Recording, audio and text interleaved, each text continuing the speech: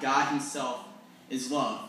It says this in 1 John 4:8. It says, but anyone who does not love God, but anyone who does not love does not know God, for God is love. Well, what is love? Well, nowadays we look at love as different things with like the world, and we just mainly look at love as like sex and just like physical stuff, and like you don't need to be married in order to have sex, and like it's all like physical and not like spiritual. That's how we look at it as today. And like today, like the love that we see is pretty much meaningless in life, because what's really the point of falling in love if it's just physical? You know, it's just like giving into your desires. That's pretty much what it is. But God's love, true love, is the meaning to life. And we need to know what love truly is, because we are so lost these days. And I want to explain to you what love really is. All right, in 1 Corinthians 13:4-7, this is probably a very well-known passage. And love is patient and kind. Love is not jealous or boastful or proud or rude. It does not demand its own way. It is not irritable, and it keeps no record of being wronged. It does not rejoice about injustice, but rejoices when the truth wins out. Love never gives up, never loses faith, is always hopeful, and endures through every circumstance. Now, all this describing love is describing who God is, his personality. This is God right here. 1 Corinthians 13:4-7 is describing God himself. This is the creator of the universe. This is the one who created you. Now, how do we know that God is so loving?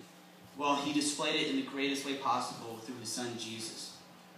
Jesus lived as fully man and fully God, the true Son of God, and he died for us brutally on the cross.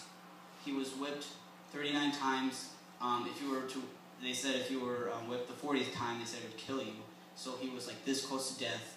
And what they whipped him with was like a rod with like rope on the end with like sharp pieces of metal and glass that they'd whip it, and then they'd like pull it out, and they would like literally like rip your skin off, like literally like take pieces of your skin off. And he was bleeding, and it's like worse than you can imagine. Like, you know, I'm not over exaggerating. If anything, I'm under exaggerating what he had to go through. And like all the hate that he went through, like they put on him the crown of thorns, pushed it into his skull. They mocked him the entire time. And like, you know, if you're truly Son of God, then save yourself. You know, but he knew in order to fulfill the prophecy, he knew that he had to do this. He knew, you know, what it was all for. He saw more than they did, and after all this, after all the beating, he was like close to death. It made him carry his cross uphill. I mean, like, seriously, like, he can barely like stand up himself, and they're making him carry this heavy piece of wood uphill, and eventually he can't make it. And then once he got up there, they nailed huge nails in his hands and his feet and his palms. And I don't know if any of you can imagine spikes going through your wrists. And actually there's like a nerve right here in your hand that is like very extremely sensitive. And usually they aim for that nerve, so it hurt more than you would expect in each hand. And so they put him up on display in the cross, and they nailed through his feet, both feet. And then the only way, once you were put up on the cross, once you were vertical, the only way that you could breathe was to push up off of the spike that is in between your feet. It's not like you're standing on anything. You're pushing off of your like bone inside of you. You push up in order to inhale and exhale. And he did this for 3 hours. And during this time, he thought of every single one of you personally. He saw each one of your faces. Jesus isn't just a historical figure. He's a personal person. He died for you personally. He died for each one of you specifically. He died for the entire world, but for you and you and you, every single person, he thought of you when he was dying on the cross. And then finally, he said it is finished, and he took his last breath, and he actually went to hell because he bore all of our sins. He took every single thing that we have ever done and that we will ever do, and all the past generations, he took all of theirs, and also not just the future, but the past, present, and future. He took it all. Even the people that crucified him, the people themselves, the guards that beat him, whipped him, that tortured him, that mocked him, he forgave them. He died for them, even though they mocked him. Now, why do you say this is the greatest love displayed? Well, in John 15:13 it says, there is no greater love than to lay down one's life for one's friends. And that's exactly what Jesus did. Jesus did the greatest way of showing affection, of showing love, through the cross. And he sacrificed himself so that we might be saved in our selfishness and our sin. But God is forgiving, and his love covers sin. It is love that we can't even comprehend. We can't even comprehend, if you married, all the people in here, if you're married or whatever, you probably do get mad at your spouses once in a while. I know it's hard to imagine, but you do. But God, he never fails. Even when we fail on God, even when we stumble and fall, God will never fail on us. His love will never fail. And when we do fall, his mercies are new every day. He is always forgiving. In Lamentations 3:23 it says, great is his faithfulness. His mercies begin afresh every morning. Now, why is God so merciful? He wants a relationship with us. This isn't a religion about God, about acts of service. This is a personal relationship with the creator of the universe. He created us to serve him, to love him, not to do acts of service. He doesn't care about rituals. He doesn't care if you go to church every single day of your life. He doesn't care about that. He just wants your heart. He just wants you. That's all that he wants. That's why Jesus died on the cross. He died so that you could have a relationship, not to go to church and be a good kid on Sunday and then go home and go to school and do whatever, if you're swearing all the time or if you're going out with friends drinking or partying. Did Jesus die for that? No, he died so that you could serve him, so that you could love him back, that we could use our lives as a sacrifice for his love and his life that he gave as a sacrifice. Come on. And I know that God created love in us because they always say that love is the strongest thing in the universe. Everybody says, love is like the strongest thing, the strongest emotion out of all of them. People kill for love or they die for love, this is just people that don't realize that God is love. People live for love, people die for love, people live for God, people die for God.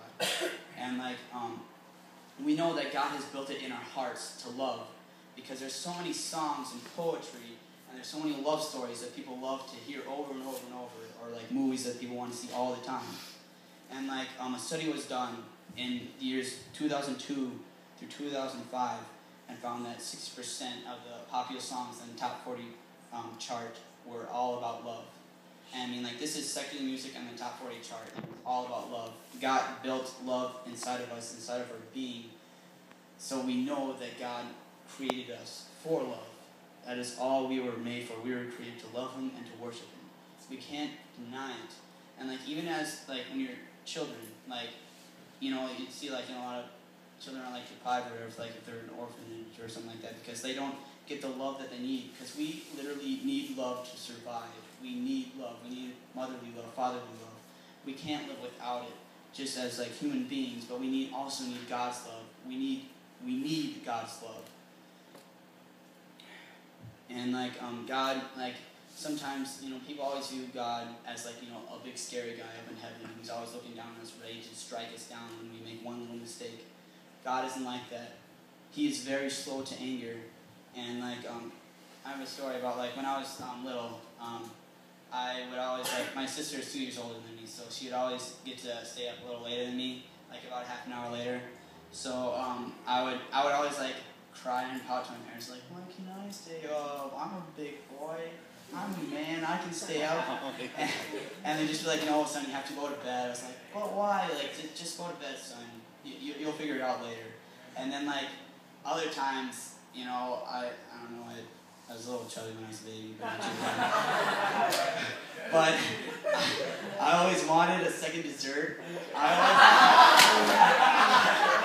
I always wanted more food. And my parents were no, kid, you can't have dessert, and then I would cry. Sometimes they let me have a little small piece of cake, but most of the time I said no, because my veggies would be they were perfectly untouched on my plate, and then I'd be I'm ready for dessert. You gotta finish your veggies. I'm just go without dessert tonight. But when I would eat my veggies, and I got dessert, I'm like, I deserve this dessert. I deserve a double portion of this. And my girl's like, no, you'll get sick. I'm like, no, I won't. I ate my veggies. I'm gonna be healthy. I won't get sick.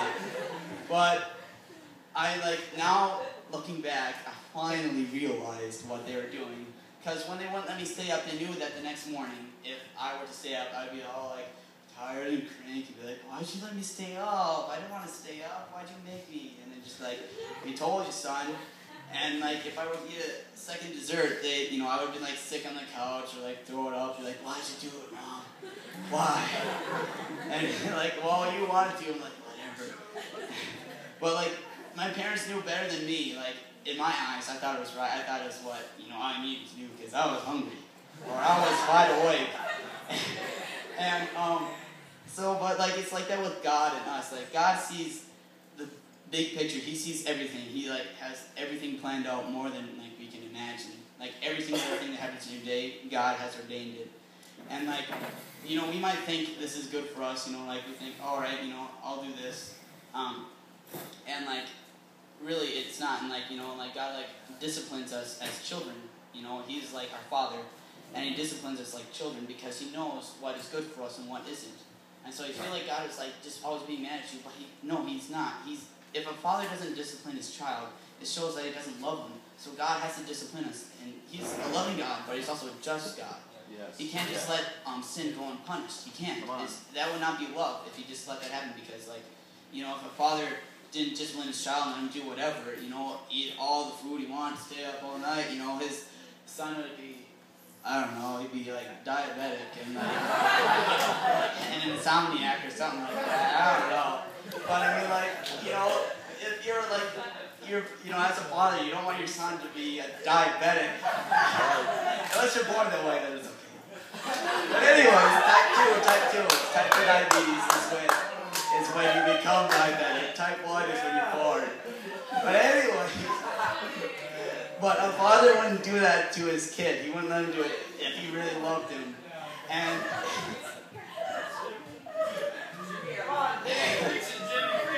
alright. Well, in Ezekiel 18:23, God, this is during Israel's rebellious time, which aren't they rebelling in the Old Testament pretty much? It seems all the time. It's they're rebelling and they're we're sorry. He's I forgive you, and then we're let's go do this. And they're sorry. And then all right, that's enough. You learned your lesson. We know. Hey, let's go over there, do that thing. Let's go and turn over that trash can. And then God's that's it. Anyways, but His love is new every day. But in Ezekiel 18:23, alright, this is God speaking, and it says, do you think that I like to see wicked people die, says the sovereign Lord? Of course not. I want them to turn from their wicked ways and live. I mean, God, sees, the wicked, the most nasty people, the trash can turners. And he hates their sin.